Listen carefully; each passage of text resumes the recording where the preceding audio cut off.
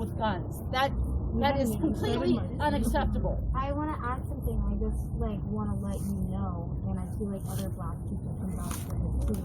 Letting another black person know about another black person isn't anti-black. So you telling them I'm a white lady. That's sticking up for that's proving Black Lives Matter. it doesn't matter. That's you proving Black Lives Matter. It does not matter. Tell That's me. not being anti-black. Simply saying this is a black-led group that I've seen and sat down with and know that they do not do such and such, because obviously she doesn't know who we are. So you educating her on who we are I can do is that. not What we're here for. anti-black. I can do that. That's not. We fully support you educating her on who we are. I can do that. Okay. I will do Man. that. We don't have that position to have those contacts and be able to get our message across. We were just automatically met with rifles, literally. So that doesn't give us the chance to even do anything whatsoever. We did absolutely nothing to be met with that kind of aggression.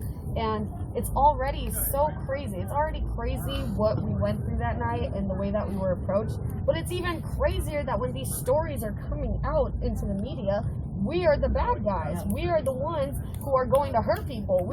And it was the complete We showed up in opposite. cotton. We showed up in cotton. The complete And got met with opposite. bulletproof vests and AR-15s. Someone's shaking a mag at us. Tell me, I Somebody want to hear drove by something. shaking a Break it down. loaded Well, mag. okay, so we already details. we actually had an interview with King 5 News today. It's going to air at 9:30 p.m., 10:30, and 11. So that story's Bless you for already your out there. courage. I'm So- sorry. I know how hard this is for you guys to tell these stories. But we have to. And the you're so truth. vulnerable, but you've got thank you for your courage.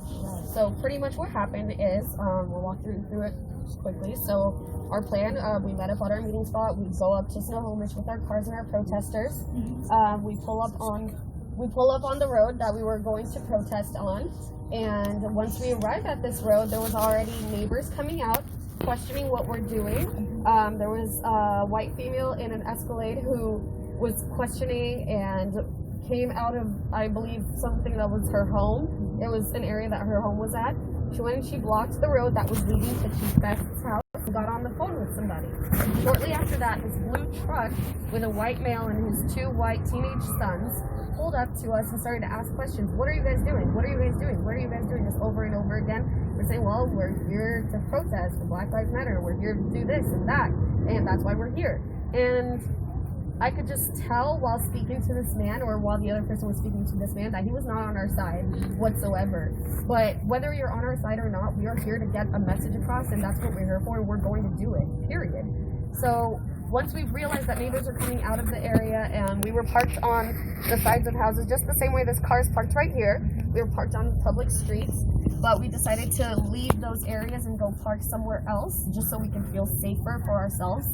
Once we get to this gravel spot for our cars to get in, there was cars coming in and out, people rolling down their windows, staring at us, scoping us out, and just talking about us, and you could just tell they do not want us here.